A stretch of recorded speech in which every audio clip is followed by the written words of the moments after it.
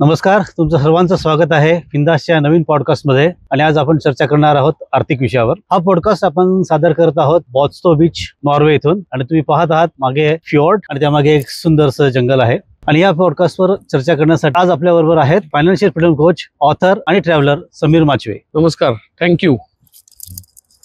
आपण लगेचच चर्चेला सुरुवात करूया.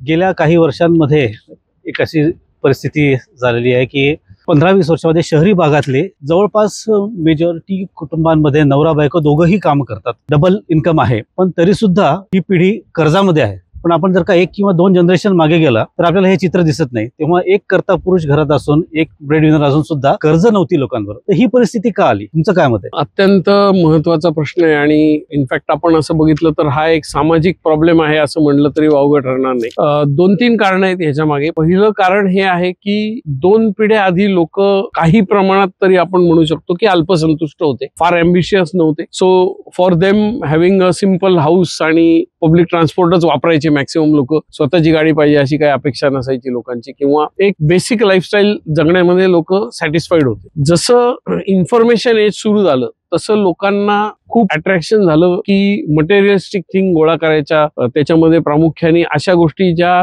दिखावा करण्यासाठी उपयुक्त ठरतात. उदाहरणार्थ स्वतःचं घर, गाडी असेल, आणि ओव्हरऑल लाईफस्टाईल मध्ये दिखावा करण्याकडे जास्त कल त्यांचा सुरू झाला, कारण कंपॅरिझन सुरू झालं. आणि त्याच्यामुळे इम्पॅक्ट असं झाला की निश्चितच खर्च वाढून गेला. आणि आता होतंय काय की लोकांना ज्या गोष्टी परवडत नाहीत, पूर्वीच्या काळी ते लोक घ्यायचेच नाही, आता लोन मधनं ते घेऊ शकतात. त्याचं मूळ हे आहे की लोन इझिली उपलब्ध झाले. The banks want you to borrow the money because त्यांनी जर पैसे बॉरो केले लोकांनी तरच बँकेचा धंदा होणार. त्यामुळे सातत्याने लोन देण्याकडे बँकांचा कल आहे, लोकांचाही कल आहे बँक मधून लोन घेण्याचा. आणि मग लोनवरती घर मिळतं, गाडी मिळते, अगदी मोबाईल्स सुद्धा लोनवर मिळतात. इनफॅक्ट अमेझॉनवर जर आपण आज गेलो तर छोट्या छोट्या गोष्टींना EMI आहे. So that is one reason की लोकांचा खिसा एम्प्टी राहतोय. प्रलोभनं खूप आहेत. आपल्या 2 पिढ्या आधी प्रलोभनं नव्हते, सोशल मीडिया नव्हता, इंटरनेट नव्हतं, त्यामुळे त्यावेळेस प्रलोभनं कमी होते. आज प्रलोभनं खूप आहेत, मॉल्स आहेत. त्यामुळे सातत्याने आपल्या मेंदूवरती हा एक बंबार्डिंग केलं जातं की buy buy buy, keep buying, keep buying, keep buying. आणि त्याच्यामुळे it is ensured that your pockets remain empty. हे सातत्याने होतंय. आणि माझा सिंपल प्रश्न असा आहे की तुम्ही याचा विचार करा की एखादी गोष्ट जर तुम्हाला परवडत नसेल तर ती तुम्हाला व्याजावर कशी परवडेल. पण आजच्या जमान्यामध्ये सचिन असं दिसतं की लोक कर्ज घेऊन व्याज द्यायला आनंदाने तयार आहेत. That is the reason. म्हणजे कर्जाची उपलब्धता. अजून एक प्रश्न असा येतो की भारतीय अर्थव्यवस्था, आपण आजकाल जे रिपोर्ट पाहतो त्याच्यामध्ये असं आहे की भारतीय अर्थव्यवस्था गेल्या 15 वर्षात, म्हणजे आपण जो कालावधी डिस्कस केला आता, त्यामध्येच 15व्या क्रमांकावरून 5 नंबरपर्यंत आलेली आहे. आणि तरी हे चित्र आहे. आणि पुढे चर्चा अशी आहे की आपण 5 नंबरवरून येत्या काही वर्षात 3ऱ्या नंबरची जागतिक अर्थव्यवस्था होणार आहोत. या कालावधीमध्ये ह्या ग्रोथ स्टोरीचा पार्ट होण्यासाठी सामान्य माणसांनी, सामान्य इन्व्हेस्टरनी काय केलं पाहिजे, जेणेकरून आधी 15 ते 5चा प्रवास त्याचा जर चुकला असेल तर 5 ते 3च्या प्रवासात त्याला ते साध्य करता येईल. अत्यंत क्रिटिकल गोष्ट आहे ही की आपण भारतीयांनी जे काही आपली प्रगती होतीये त्याच्यामध्ये आपण किती सहभागी झालोय आणि आपण स्वतःचा किती फायदा करून घेतो. सो इकॉनॉमिक डेटा हा सामान्य माणूस बघत नाही, त्याच्याकडे त्याचा ऍक्सेस नाहीये. पण काही गोष्टी मी सांगतो, म्हणजे जे लोक शासंक आहेत की आता ही इंडिया ग्रोथ स्टोरी आहे, ही खरंच फळेल का नाही, याच्यातनं खरंच आपण जगातली 3री अर्थव्यवस्था होऊ आणि मग आपले मार्केट्स वर जातील की नाही, याच्याबद्दल जी शंका लोकांना आहे त्याचं आधी मी क्लिअर करतो की अनेक गोष्टी होतील. गव्हर्नमेंट बदलू शकतं, पॉलिसीज बदलू शकतात, मात्र एक गोष्ट कधीही बदलणार नाही, ती म्हणजे सध्या आपले जे डेमोग्राफिक्स आहेत, म्हणजे आपलं जे भारतातली जी लोकसंख्या आहे 140 कोटीची, त्याच्यापैकी 66% लोक हे वर्किंग एज मध्ये आहे. आणि आपलं मीडियन एज जे आहे दॅट इज 28. आता this is the youngest working population in the world, जी खूप मोठी ताकद आहे. आणि असं मानलं जातंय की पुढची 50 वर्ष India will be the young country in the world. आज जपानमध्ये जो प्रॉब्लेम झालाय की तिथे यंगस्टर्स नाहीयेत. चायनामध्ये median age is gone up to 38. So India is the only young manpower in the world. First thing. दुसरी गोष्ट, आपली ही जी मॅनपॉवर आहे ही इंग्लिश स्पीकिंग आहे, जी खूप मोठी गोष्ट आहे आपल्यासाठी. आणि third thing is technical know-how चांगला आहे. We are the largest technical manpower and English speaking manpower and young manpower in the world. And this thing cannot change. Government बदलेगा लेकिन ये नहीं बदलेगा.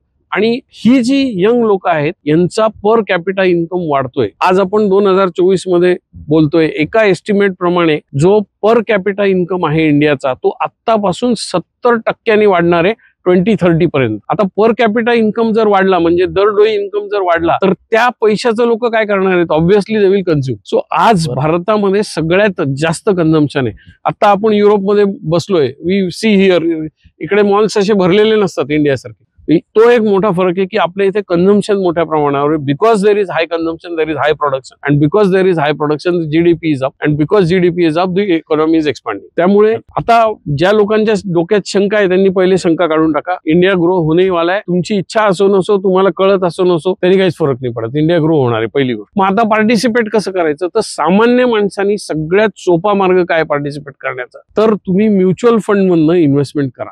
म्युच्युअल फंड मधनं तुम्हाला स्टॉक मार्केटमध्ये गुंतवणूक करता येईल. आता म्युच्युअल फंडच का? कारण पहिली गोष्ट, सामान्य माणसाची जी पैसे आहेत, सामान्य माणसाचे जे पैसे आहेत त्याला सगळ्यात मोठी भीती असते म्हणजे माझे पैसे सिक्युअर आहेत का नाही. म्युच्युअल फंड मध्ये 3 रेग्युलेटर आहेत. सेबी आहे, security and exchange board of India, RBI आहे, रिझर्व्ह बँक ऑफ इंडिया, आणि amphi, association of mutual funds in India.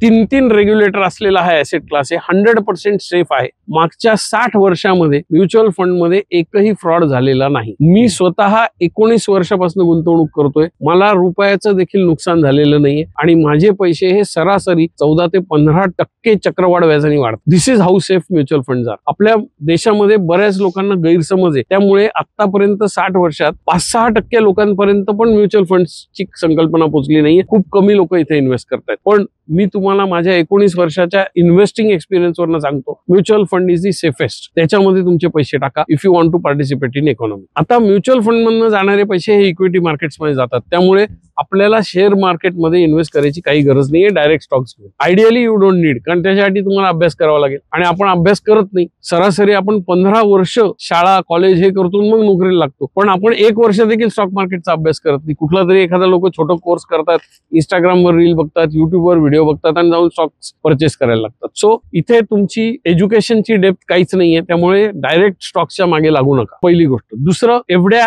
मोडून टाका, कारण एफडी वरती मिळणारा व्याज हे सातत्याने कमी होत चाललेले. So it is not beating the inflation आणि मग तुमचं ओव्हरऑल नुकसानच होतंय. सो शिकून घ्या. म्युच्युअल फंड मध्ये तुम्हाला शिकायची पण गरज नाही. काही स्पेसिफिक ऍडव्हान्टेज पण आहेत. प्रोफेशनल टीम असते, ज्या लोकांचं शैक्षणिक पातळी त्या इन्व्हेस्टमेंट मधली आहे असे लोक तुमचे पैसे हाताळतात. त्यांच्याकडे लाखोचे सॉफ्टवेअर आहेत, त्यांना इन्फॉर्मेशनला ऍक्सेस आहे. हे सगळं असताना why we are going into other assets. So best asset is to participate in the India growth story is through equity mutual funds. मी तरी हेच करतोय. 19 वर्षापासून मी ते करतोय. चांगले वाईट दिवस मी बघितलेत. आतापर्यंत माझा प्रवास अत्यंत सुखाने झालेला आहे आणि इथून पुढे तर तुम्ही विचारू शकत नाही. It is going to be the best time for India. खूपच चांगली गोष्ट आहे. पण आज आपण हे पॉडकास्ट नॉर्वेतून करतोय, त्या अनुषंगाने मला हा प्रश्न विचारायचा आहे की ही ग्रोथ स्टोरी जी आहे ही एनआरआयस साठी त्याचा काय आहे? एनआरआयनी त्याचा कसा फायदा करून घेता येईल?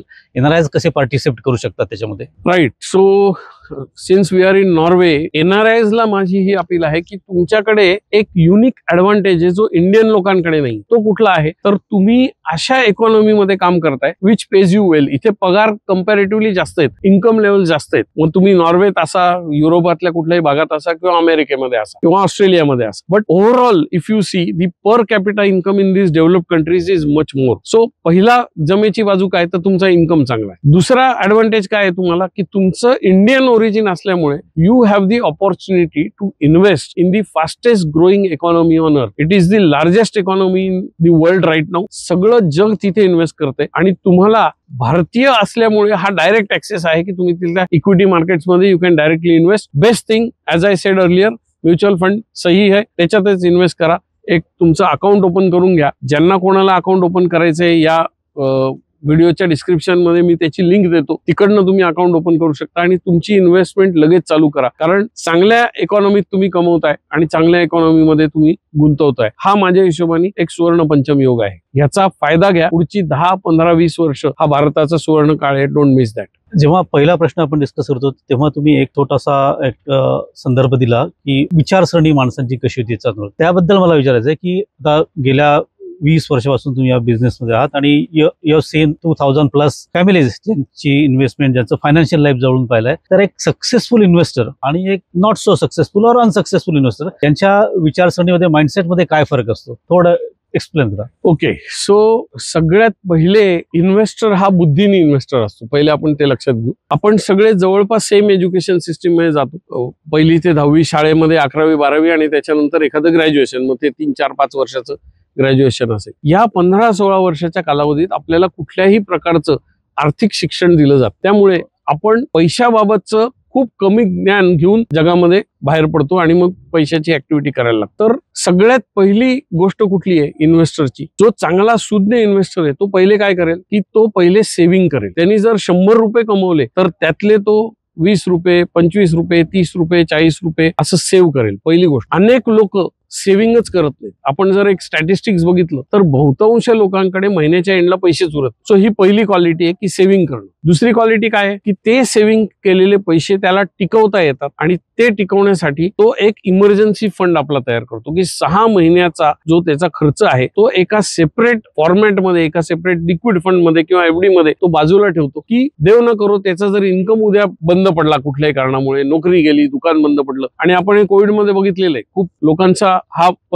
खूप लोकांच्यावर ही वेळ आली होती की त्यांच्या नोकऱ्या गेल्या. मग अशा वेळेस तो 6 महिन्याचा इमर्जन्सी फंड ठेवणं फार आवश्यक आहे. सो सुज्ञ इन्व्हेस्टर पहिले तो एक इमर्जन्सी फंड बनवून. तिसरी गोष्ट काय तर सुज्ञ माणसाला हे कळतं की नुसतं मी जर काम करत राहिलो तर मी माझी सगळी स्वप्न पूर्ण करू शकत नाही. त्याच्यासाठी मला पैशाला कामाला लावलं पाहिजे. मग तो काय करतो तर पहिले तो ते जे साठवलेले पैसे आहेत किंवा ते जे सेव्ह केलेले पैसे ते इन्व्हेस्ट करतो अशा पद्धतीने की त्याच्यावरती जो मिळणारा परतावा आहे that is much higher than the inflation rate. म्हणजे मागच्या 30-35 वर्षाचा आपण डेटा काढला तर 7% ही महागाईची 60% हा महागाईचा दर आहे. त्याच्यापेक्षा जास्त रिटर्न्स देणाऱ्या ऍसेट्स मध्ये तो आपले पैसे गुंतवतो. ह्याला म्हणायचं सुज्ञ इन्व्हेस्टर. आता अजून एक क्वालिटी आहे सुज्ञ इन्व्हेस्टरची जी शेवटची मी सांगेन ती ही की तो स्वतःच्या हेल्थवर प्रयोग करत नाही, तो स्वतःच्या वेल्थवर देखील प्रयोग करत. ज्याप्रमाणे आपण आपल्याला हेल्थला काही इश्यू झाला तर आपण डॉक्टरकडे जातो, आपल्याला काही लिगल प्रॉब्लेम आला तर आपण वकिलाकडे जातो, तसं हा सुज्ञ इन्व्हेस्टर जेव्हा त्याला वेल्थ क्रिएशन करायचे असते तेव्हा तो एका फायनान्शियल एक्सपर्टकडे जातो. कारण त्याला हे कळतं की मला पैसे कमवण्याची अक्कल आहे, मी भरपूर पैसे कमवू शकतो, पण ते पैसे कामाला कसे लावायचे,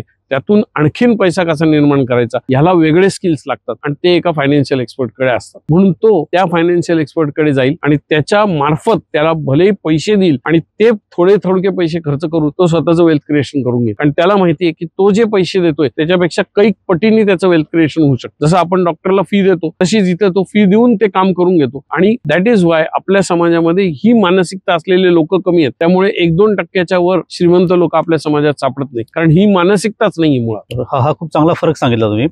पण आपण पैसा हा जो विषय आहे हा जर आपण असं पाहिलं एक गेल्या 3, 4, 5 वर्षापर्यंत हा फारसा चर्चेचा विषय नव्हता. हा पर्सनल खूप टॉपिक होता. पण आज सोशल मीडियामुळे म्हणा किंवा इतर काही गोष्टींमुळे जिकडे तिकडे पैसा बद्दल बोललं जातंय, त्याच्याबद्दल अनेक माध्यमातून हे होतंय. आणि जेव्हा एवढं त्याचं प्रचार आणि प्रसाराने एक्सप्रेशन होतं वेगवेगळं येतं, त्याच्यात दोन्ही बाजू येतात. काही जेन्युइन असतात, काही नसतात, त्याच्यात वेस्टेड इंटरेस्ट असू शकतात. तर या एवढ्या इन्फॉर्मेशन मधून एक चांगली जेन्युइन इन्फॉर्मेशन ही कशी सॉर्ट आउट करायची आणि त्याचा उपयोग कसा करून घ्यायचा, याच्यासाठी तुम्ही आपल्या यंग इन्व्हेस्टर्सला काय सांगू शकाल? Okay, as you rightly sed, social मीडियावर हे पीक आलेलं आहे की अनेक फायनान्शियल ॲडवाइजेस लोकांना दिले जातात आणि कुठलेही लोक उठून ॲडवाइस द्यायला सुरुवात झालेली. सो यंग लोकांनी काय करावं तर सगळ्यात पहिले आपल्याकडे रामदास स्वामींनी एक म्हण सांगितलेली, ऐकावे जनाचे करावे मनाचे. सो हे सगळ्यांचं ऐकून घ्यायचंय. पण तुम्ही जेव्हा ऍक्च्युअल गुंतवणूक करता तेव्हा ज्या एक्सपर्ट्सचं तुम्ही ऐकताय, फर्स्ट ट्राय टू सी की तुम्हाला त्यांना ऍक्सेस आहे की नाही. त्यांना तुम्हाला ऍटलिस्ट अगदी फिजिकली भेटता नाही आलं तरी फोन कॉलद्वारे त्यांना भेटणं आवश्यक आहे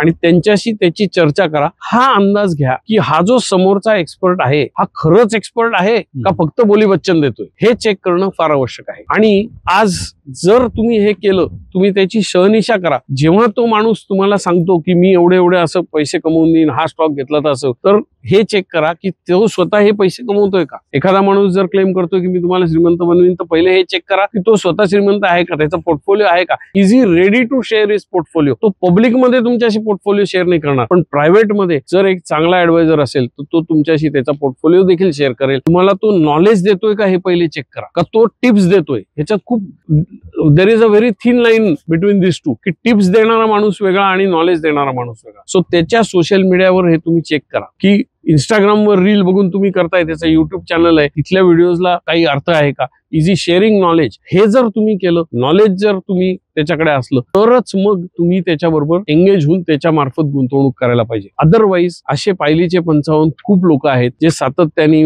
महिने ये स्टॉक बोला था, महिने वो बोला था और इसका ये हो गया, हे काही उपयोग नाही. आणि सगळ्यात महत्वाचं म्हणजे तुमचा दृष्टिकोन हा लॉंग टर्म ठेवा. कारण सिंपल लॉजिक आहे की जर तुम्ही लॉंग टर्म दृष्टिकोन ठेवला आणि एक प्रॉपर ऍडवायझर चूज केला तर तुमचं वेल्थ क्रिएशन होईल. जर तुम्ही शॉर्ट टर्म दृष्टिकोन ठेवला तर you are as good as playing a lottery.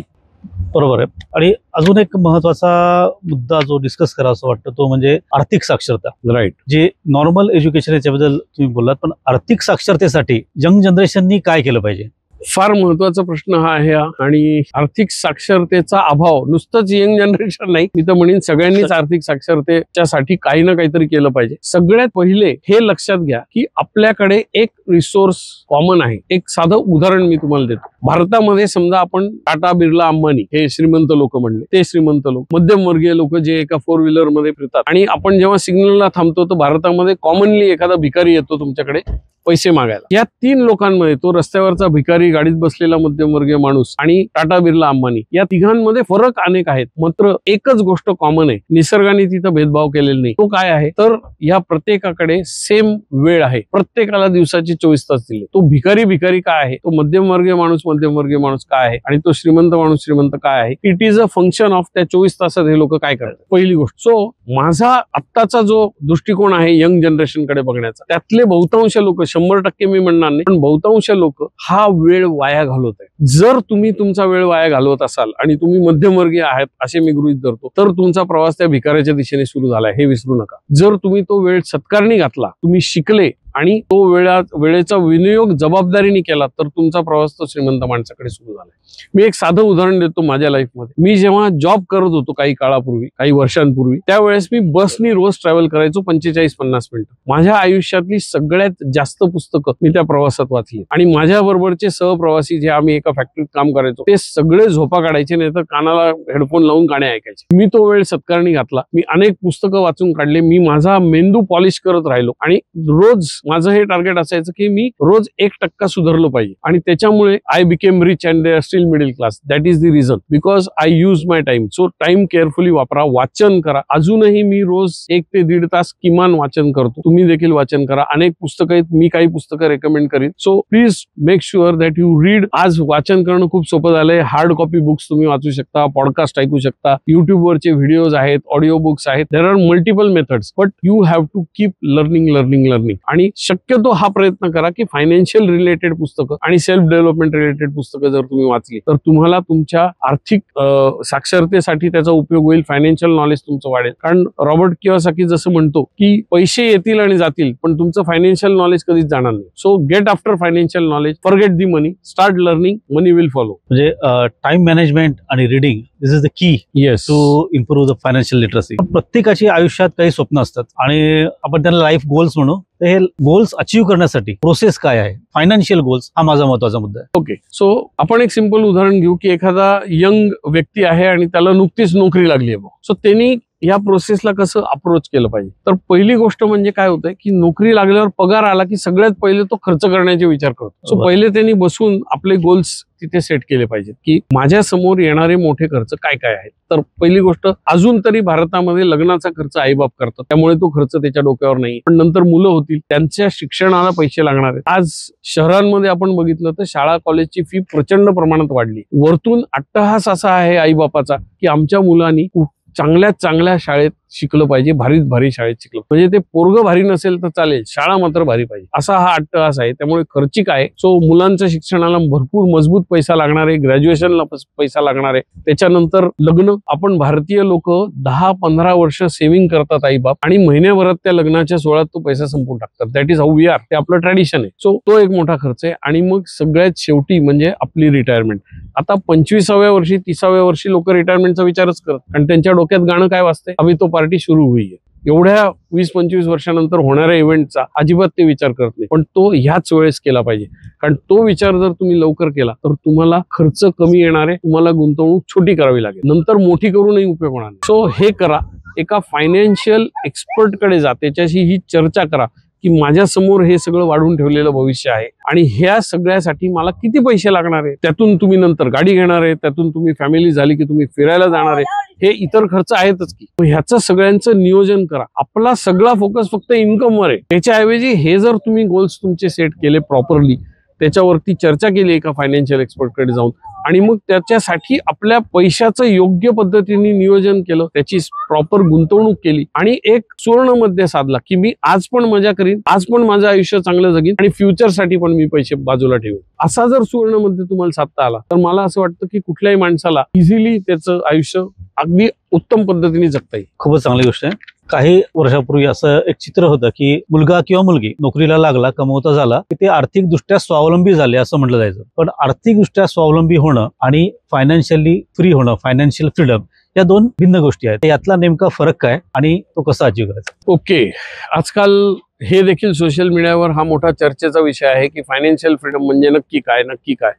So प्रत्येकाला आपल्याला श्रीमंत व्हायचंय आणि प्रत्येक जण त्याच्यासाठी प्रयत्नशील पण आहे. पण होतंय काय, हे आता सगळं आपण आतापर्यंत जेवढी चर्चा केली त्याला मी लिंक करायचा प्रयत्न करतो की जेव्हा एखादा माणूस ह्या प्रयत्नाला लागतो की मला श्रीमंत व्हायचंय, तर पहिले त्याला हे क्लिअर नसतं की श्रीमंत म्हणजे होणं म्हणजे नक्की काय. त्याला असं वाटतं की खूप पैसे आले की मी श्रीमंत होईल. ते काही अंशी खरं पण आहे, पण that is not the only thing. पण कुठेतरी त्याला हे जाणवतं की हे श्रीमंत होण्याची जी प्रोसेस आहे ती एवढी सोपी नाही. त्याच्यामध्ये बरंच द्राविडी प्राणायाम करावं लागणार, आणि मग कुठेतरी तो मध्यमवर्ग माणूस असा विचार करतो की ही जी अवघड प्रोसेस आहे ही काय मला झेपणारी नाही. मग तो त्याचा एक मधला मार्ग काढतो आणि तो श्रीमंत व्हायच्या ऐवजी श्रीमंत दिसायचा प्रयत्न करतो. मग श्रीमंत दिसण्यासाठी तो काय करतो, तो जाऊन एक बँकेत जाऊन लोन घेऊन घर घेऊन टाकतो, एक चांगली गाडी घेऊन टाकतो, घराला छान रंगरंगोटी इंटिरियर्स वर खर्च करतो, and then he tries to look rich. बहुतेक लोकांना जगामध्ये सुरुवातीला असं वाटत असतं की आपल्याला श्रीमंत व्हायचंय, पण ऍक्च्युली त्यांना श्रीमंत व्हायचं नसतं, त्यांना श्रीमंत दिसायचं असतं, आणि त्याच्यासाठी ते कर्जबाजारी होणं देखील पत्करतात. मग श्रीमंत होणं म्हणजे नक्की काय करणं, त्याची एक साधी प्रोसेस मी तुम्हाला आज सांगणार आहे. त्याच्यावरती विचार करा. ही जर प्रोसेस तुम्ही तुमच्या लाईफमध्ये इम्प्लिमेंट केली तर कोणीही तुम्हाला श्रीमंत होण्यापासून थांबवू शकत नाही. एक साधं उदाहरण देतो मी. आपण आंबे खातो, आता आंब्याचा सीझन चालू आहे भारतामध्ये, मे महिना चालू आहे. बाजारात जातो आपण, ते आंबे आणतो, धुतो वगैरे, आणि मग त्याचा आयदर आपण रस काढून खातो किंवा चिरून खातो, आपल्याला जे पाहिजे त्या पद्धतीने आपण आंबा खातो, आणि मग त्याची सालं आणि कोई आपण फेकून देतो. आता इमॅजिन करा की हा जो आंबा आहे हा तुमचा दर महिन्याचा इन्कम आहे, असं आपण गृहीत धरू की एक व्यक्ती, त्याला आपण राजू नाव देऊ, तो नोकरी करतोय, 40 मध्ये आहे, आणि त्याला दर महिन्याला जो पगार मिळतो तो आंबा आहे. त्यांनी काय करायचंय, त्या आंबा जो तो पगार म्हणून त्याच्या मंथएंडला येतोय त्याच्या घरामध्ये, त्यातला जो गर तो खातो, जो पल्प आहे, तो त्याचा जगण्यासाठीचा खर्च आहे, क्वालिटी ऑफ लाईफ वर तो खर्च करतो. ती जी कोय उरतीये ती त्यांनी पेरायची, म्हणजे त्याची गुंतवणूक करायची त्या पैशाची. ती कोय जर त्यांनी पेरली तर इमॅजिन करा की दर महिन्याला त्याला एक आंबा येतोय, म्हणजे वर्षाला 12 आंबे झाले. 12 कोई त्यांनी लावल्या. असं त्यांनी 10 वर्ष जर केलं तर 120 कोई पेरल्या जातील. आणि त्याचं एक साधारण रिअल लाईफ मध्ये आपण बघायला गेलं तर आंब्याच्या कोळीपासून त्याचा मोठा वृक्ष होऊन त्याला आंबे लागायला 7-8 वर्ष लागतात टिपिकली. तोपर्यंत त्याचं संगोपन करायचं. एकदा ते झाड मोठं झालं की त्याला तुमची गरज राहत नाही, तुम्ही त्याला पाणी घालायची गरज नाही, त्याला खत घालायची गरज नाही, त्याच्याकडे नाही बघितलं तरी त्याला आंबे येत राहतात. हाच कालावधी म्युच्युअल फंड मध्ये इन्व्हेस्टमेंटला द्यायचा आहे आपल्याला, 7 ते 8 वर्ष. सो ते पैसे घ्या, त्या कोळी घ्या, त्या म्युच्युअल फंड मध्ये इन्व्हेस्ट करा आणि त्याचं 7-8 वर्ष संगोपन करा. त्याच्याकडे लक्ष ठेवा. एका फायनान्शियल ऍडवायझरला हाताशी धरा, त्याला सांग याच्यावर लक्ष ठेवा बाबा, माझ्या गुंतवणुकीवर, माझ्या झाडांकडे लक्ष ठेवा. असं गृहीत धरा की हे 120, 10 वर्षात आपण 120 कोळी पेरल्या, त्यातल्या 50% झाडं मरून गेली आणि 50% झाडं जगली. आता ती 60 झाडं आहेत. त्या 60 झाडांना प्रत्येक झाडाला एकच आंबा येईल का तुम्ही एक कोळी लावली म्हणून? नाही. अनेक आंबे येतील आणि ते दरवर्षी येतील आणि त्याच्यासाठी आपल्याला काय करावं लागणार आहे? काहीच नाही, 0 एफर्ट न, कारण तुम्ही ते 7-8 वर्षात जे काही करायचे ते केलंय. आता हे आंबे यायला लागले आणि किती आंबे येतील? भरपूर येतील. एका झाडाला चांगलं झाड असेल तर 100-200 आंबे इझिली येतात. That is passive income, that is financial freedom. आता हे जे आंबे येत आहेत सातत्याने दरवर्षी, त्याच्या पण कोई येत आहेत, त्या कोई पण तुम्ही पेरा, त्याला पण घर आहे, त्याच्यात तुमची लाईफ. आता जास्त आंबे आले की जास्त घर आला, मग तुमची लाईफस्टाईल इंप्रूव्ह झाली. जास्त घर आलं म्हणजे जास्त कोई आल्या, मग त्या तुम्ही पेरल्या. That is why they say की rich get richer. How they get richer? They keep planting, they keep planting. आणि अजून एक महत्वाची गोष्ट सांगतो, जेव्हा समजा हवामान खात्याने असा अंदाज वर्तवला की आज वादळ होणार आहे, तर जो आंबा तुम्ही लावलेला आहे तो तुम्ही झपाझप झाडं काढून टाकाल का, कापून टाकाल का? वादळात ही झाडं पडतील, मीच तोडून टाक नाही. पण स्टॉक मार्केटमध्ये लोक हे करतात. बरोबर, करेक्शन येणारे म्हटलं की पैसे काढून घेतात. व्हॉट इज दिस? ते झाडं कापण्याचंच काम आहे. So don't look at the market. तुमचं काम आहे पगार कमवणे, म्हणजे ते आंबे कमवणे, त्यातला गर खाणे आणि त्या कोई पेरणे. हे जर तुम्ही केलं तर financial freedom is so easy. कोणीही फायनान्शियली फ्री होऊ शकतं. मात्र या प्रोसेसमध्ये सातत्य पाहिजे. मी मागच्या 19 वर्षात फक्त एवढंच केलंय आणि मला जी काही पैशाची थोडी अक्कल आहे एवढीच आहे. आंबा आला, त्यातला गर खाल्ला मी की त्याची कोय मी पेरून टाकतो. आता तुम्ही एक्झाम्पल दिलं त्यामध्ये म्हणजे रेग्युलर इन्व्हेस्टमेंट करणं, येस, हा एक पाय आहे. आणि तुम्ही असंही म्हटलं की खूप पैसा आला किंवा खूप पैसा उशिरा असला तरी फायनान्शियली फ्री होऊ शकत नाही. मग हाच लमसम इन्व्हेस्टमेंट आणि SIP मधला फरक आहे का? येस, SIP हा सगळ्यात सोपं साधन आहे, कारण अगदी 100 रुपयापासून SIP करताय, त्यामुळे कुठल्याही माणसाला शक्य आहे. आणि त्याच्यामध्ये एक सातत्य असतं. तुमचा इन्कम रेग्युलर असेल तर तुम्ही इन्व्हेस्टमेंट रेग्युलर करू शकता आणि ते ऑटोमॅटिक आहे. एका विशिष्ट तारखेला बँकेत ऑटो डेबिट होतं, ECS होतं. सो तुम्हाला काही इंटरव्हेन्शन करायची गरज नाही, तुम्हाला काही लक्षात ठेवायची गरज नाही. दुसरं मेकॅनिकल आहे. Once you start it keeps happening आणि ऑटोमॅटिक पेरले जातात, ऑटोमॅटिक कोई पेरले जातात. सो रॉबर्ट कियोसाकीने सांगितलेलं की तुम्हाला श्रीमंत व्हायचं असेल तर तुमची इन्व्हेस्टमेंट प्रोसेस कशी पाहिजे? It should be mechanical, automatic and boring. आणि हेच लोकांना नको आहे. त्यांना काहीतरी सनसनीखेच पाहिजे. दे वॉन्ट कोणचा स्टॉक ऊपर जाने वाला 10% से एक हफ्ते में, त्याचं अट्रॅक्शन जास्त आहे. बिटकॉइन वर चाललंय का बाबा, त्याचं अट्रॅक्शन आहे. गेट रिच क्विक याची आपल्याला आसक्ती आहे. गेट रिच स्लो काय गोष्ट आहे हे माहितीच नाही आपल्याला, ना आपल्याला त्याच्यात इंटरेस्ट आहे. But get rich slow always works. Get rich quick will fail. 99% of the cases it will fail. तर एक परिस्थिती अशी होती जेव्हा लोकांना नोकरी लागली की त्याच जॉब मध्ये ते रिटायर होत होते. मग ते 35-40 वर्षाची सर्व्हिस झाली की तो एक त्यांचा प्रॉव्हिडंट फंड येईल किंवा अजून काही त्याचे बेनिफिट्स असतील ते येतील. ते झाल्यावर ते एका घरामध्ये इन्व्हेस्ट करायचे आणि तिथून आपले जे काही गोल्स आहेत लाईफचे किंवा जे स्वप्न जे नोकरीच्या काळात करू शकलो नाही ते करायचे. असा एक साधारणतः ढोबळ मनाने अप्रोच होता. पण आजची पिढी तशी नाहीये. सध्याच्या कंडिशनला लोक हे दर 4-5 वर्षांनी 8 वर्षांनी त्यांना जशी जॉब ऑपॉर्च्युनिटी मिळेल, ज्या प्रकारे त्यांची ग्रोथ होईल अशा प्रकारे जॉब चेंज करत असतात. तर ह्या दोन परिस्थितीमध्ये आणि त्याच्यानंतर अजून एक कल आहे की अर्ली रिटायरमेंट, की रिटायरमेंट लवकर पाहिजे. खूप दिवस 40-50 वर्ष काम करायचं नाहीये लोकांना. तर याच्यासाठी सोल्युशन काय आहे? चांगला प्रश्न आहे. अर्ली रिटायरमेंट आजकाल ती फायर मुवमेंट आहे. Financially independent and retire early. So त्याच्यासाठी पहिले मी हे डिफाईन करेन की रिटायरमेंट म्हणजे काय हे पहिले डिफाईन करा. बरोबर. सो व्हॉट डज रिटायरमेंट मीन? जसं आपण मगाशी सुरुवातीला बोललो की आपण जर 1-2 पिढ्या मागे गेलो तर त्यांच्यासाठी रिटायरमेंटचा अर्थ काय होता की एक 25-30 वर्ष नोकरी करायची, प्रिफरेबली सरकारी नोकरी मिळाली तर व्हेरी गुड, म्हणजे पेन्शनची सोय होते. आणि हाऊस मौज जी करायची आहे ती वयाच्या साठीला करायची, की घर घ्यायचंय, गाडी घ्यायची किंवा जग फिरायचंय तर ते नंतर करायचं. असं ती पोस्टपोनमेंटची एक लाईफस्टाईल होती. गरजा पण कमी होत्या त्या लोकांच्या. आता जशी पिढी बदलली तर लोकांना या सगळ्या गोष्टी लवकर हव्या आणि त्यांची एक 20-25 वर्षाच्या पलीकडे काम करण्याची इच्छा देखील नाही. अनेक लोकांना ही ऑपॉर्च्युनिटी पण नाही. In fact in IT industry most people will get redundant by 40 or 45. त्याच्या पुढे शाश्वती नाही की त्यांना इच्छा असली तरी एम्प्लॉयर ठेवेल की नाही जागेवर. सो हा जर चित्र आपण बघितलं तर पहिले रिटायरमेंट डिफाईन करणं आवश्यक आहे. पूर्वीच्या काळी रिटायरमेंट काय होते? Work till 60 and stop working after that with 0 income and live on your savings. हा पूर्वीचा आलेख होता किंवा डेफिनेशन होतं. आताचं डेफिनेशन मी असं सांगेन, माझं स्वतःचं डेफिनेशन आहे की मी माझी गुंतवणूक करून अशी सोय करतो की माझा जो पॅसिव्ह इन्कम आहे, म्हणजे मगाशी मी सांगितल्याप्रमाणे मी जे लावलेली झाडं आहेत त्याला येणारे जे आंबे आहेत ते माझ्या लाईफस्टाईलवर जो मी खर्च करतोय त्याच्यापेक्षा जास्त आहे. So my passive income is more than my monthly expense. अशी परिस्थिती निर्माण करणं म्हणजे पहिले तुम्ही श्रीमंत झाले. तो पॅसिव्ह इन्कम तुम्ही घेतच असाल अशी काही गॅरंटी नाही. माझ्या हिशोबाने रिटायरमेंटचं डेफिनेशन काय की मला जेव्हा वाटेल तेव्हा मी काम करीन आणि मला जेव्हा वाटेल तेव्हा मी काम करणार नाही, अशी परिस्थिती निर्माण करणं. आणि मी जेव्हा काम करणार नाही तेव्हा माझी लाईफस्टाईल देखील अफेक्ट होणार नाही. माझ्या पॅसिव्ह इन्कमवर मी सेम क्वालिटी ऑफ लाईफ जगू शकतो. जसं आत्ता या क्षणी मी 100 दिवस वेकेशनवर आहे. I have come to Norway Norway, from here I will go to Germany, Italy आणि पुढे मग मी इंडियात जाईन. आता हे जे 100 दिवसाचं वेकेशन आहे ही माझ्यासाठी retirement, it's like a mini retirement. So एकदाच लमसम रिटायर न होता मी अशी सारखी रिटायरमेंट घेतो. Retirement in instalment. Retirement in instalment. So EMI बना दिया मैंने रिटायरमेंट. सो दरवर्षी मी 100 दिवस रिटायर होतो. माझ्या डोक्याला स्ट्रेस नाहीये. मी मस्त आता इथे आपण बीचवर बसलोय, गप्पा मारतोय छानपैकी आणि निवांत आहे. आता माझी इच्छा आहे मेरे को काम नहीं करने का. समर है इधर भाई, इंडियामध्ये तंदूर झालेलं आहे समरचं. मला तिकडे नाही बसायचं त्या तंदूरमध्ये. मला इकडे छान, आता किती इथे इट इज 20-22 डिग्रीज आणि मस्त हवा आहे. Such a beautiful location. So I am retired, I am enjoying, but I can go back and still work. So इथे होतंय काय की फर्स्ट तुम्ही पेरणी करा, कीप इन्व्हेस्टिंग फॉर दी. आणि किती वर्ष करायचंय? तुमचं नशीब अगदी फुटकं असेल, बोगस असेल तर 15 वर्ष गुंतवणूक करावी लागते. 4 चौघांसारखं नशीब असेल तर 10-12 वर्षात हा कार्यक्रम आटोपाठो. त्याच्यात सातत्य ठेवा. आंब्याची झाडं लावा. आमराई तुमची उभी झाली, you can retire whenever you want to retire. Retire when you want to work. You work. आज मी माझं जे काही 25 वर्षाचा अनुभव आहे त्यातनं मी कॉन्ट्रीब्युट करू शकतो. So I work for that contribution. Wien ever I feel की मला स्वतःला वेळ द्यायचा आहे, फॅमिलीला वेळ द्यायचा आहे, I relax and enjoy. So retirement is in this way. आणि प्रोसेस काय आहे त्याची? तर हीच प्रोसेस आहे की तुमचा पगार सुरू झाला की गुंतवणुकीला सुरुवात करा. ती गुंतवणूक छोटी असली तरी चालते, पण ती पेरली गेली पाहिजे. कोय आपण कोय छोटी आहे म्हणून फेकून दिली तर काही उपयोग नाही. त्या छोट्या कोईचं सुद्धा मोठं झाड होऊ शकतं. एक्झॅक्टली. कुठल्या कोईचं काय पोटेन्शियल आहे हे तुम्हाला माहित नाही. So don't get into prediction. मंडळी, हा रिटायरमेंटचा एक आपल्याला एक नवीन आणि वेगळाच पर्स्पेक्टिव्ह मिळालेला आहे, रिटायरमेंट इन इन्स्टॉलमेंट. आणि या आजच्या चर्चेत तुमच्या बऱ्याच शंकांचं निरसन झालं असेल. तुम्हाला बराच काही गोष्टींबद्दल अजूनही शंका असतील तर त्या तुम्ही आम्हाला कळवा आणि पुढच्या पॉडकास्टमध्ये आम्ही त्याही चर्चेला घेण्याचा प्रयत्न करू. जाता जाता एक मला एक रुटीन पण महत्वाचा प्रश्न विचारायचा आहे. तो म्हणजे आजच्या या चर्चेनंतर आणि सध्याच्या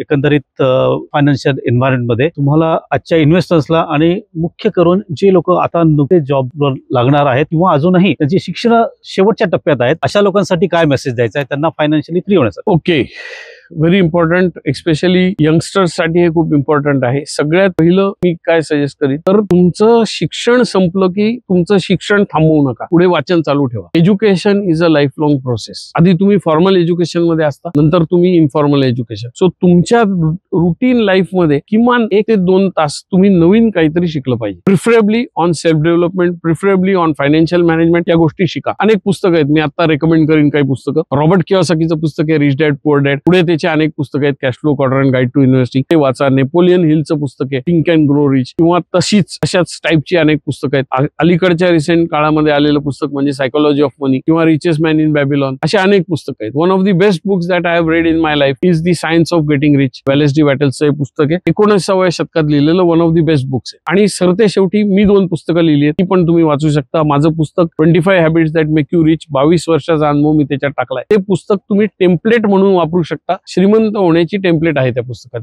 या 25 सवयी जर तुम्ही लावून घेतल्या तर तुम्ही ऑटोमॅटिकली श्रीमंत होणार. ते पुस्तक अमेझॉनवर उपलब्ध आहे, त्याची लिंक मी डिस्क्रिप्शन मध्ये देतोय. दुसरं पुस्तक आहे your expenses are killing you. ते पुस्तक वाचा, त्यांनी तुमच्या खर्चावर ताबा येईल आणि तुमच्या गुंतवणुकीला सुरुवात होईल. ती पेरणी करायला तुम्ही सुरुवात करा. First thing is this, education चालू नको. दुसरं, तुमचा इन्कम सुरू झाला रे झाला की पहिले गुंतवणुकीला सुरुवात करा. खर्चाचं थिंकिंग नंतर करा. पहिले त्या पैशाला कामाला लावा, त्या कोई पेरा, म्हणजे तुमच्याकडे नंतर आमराई येईल. समजा ऑलरेडी तुम्हाला काही वर्ष झाली आहेत नोकरी करून, जब जागो तब सवेरा. आजच्या आज इन्व्हेस्टमेंट सुरू करा. जर तुम्हाला श्रीमंत व्हायचं असेल, माझ्या पुस्तकात मी हा फॉर्म्युला दिलाय, जर तुम्हाला श्रीमंत व्हायचं असेल तर तुमच्या इन्कमच्या 40% तुम्ही गुंतवले पाहिजे, नाही तो भूल जाओ, तुम्ही श्रीमंत होऊ शकत नाही. I am very blunt about this. 40% कमी गुंतवणूक केली तुम्ही श्रीमंत होणार नाही. एक चांगलं आयुष्य तुम्ही निश्चित जगाल, पण नैवेद्य दाखवून श्रीमंत होता येत नाही.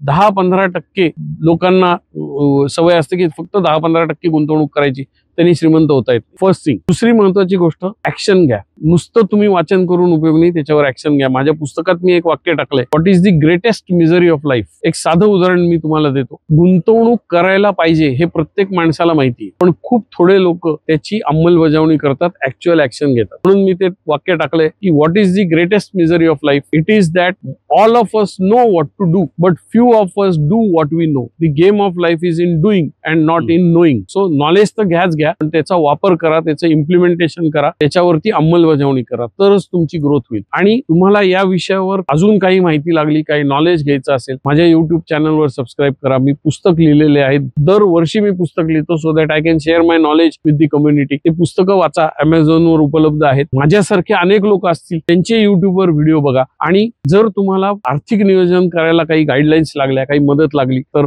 माझा कॉन्टॅक्ट नंबर देखील मी तुमच्या स्क्रीनवर देतोय. तिथे तुम्ही माझ्याशी संपर्क साधू शकता. आणि I wish you a very very abundant life. आणि हा पॉडकास्ट तुम्ही इथपर्यंत ऐकला त्याच्याबद्दल धन्यवाद. या चॅनलला सबस्क्राईब करायला विसरू नका आणि माझे इतर व्हिडिओ बघायला विसरू नका. हा व्हिडिओ तुमच्या एखाद्या अशा मित्रमैत्रिणी बरोबर शेअर करा, ज्याला श्रीमंत व्हायचंय, ज्याला एक चांगलं आयुष्य जगायचंय आणि ते आयुष्य त्यांनी जगावं याच्यासाठी तुम्हाला त्याची मदत करायची. धन्यवाद. Thank you and thank you Sameer for sharing your time, knowledge and experience. Thank you. चला आता आपण असं उभं राहू मस्त. चालू दे बंद का, चाल का. हा क्या नजारा आहे. आज खूपच मोठे आले जरा. येस, वेदर खूप छान आहे आज. मस्त वेदर आहे आणि good. Bye bye. We are enjoying the weather now. Bye.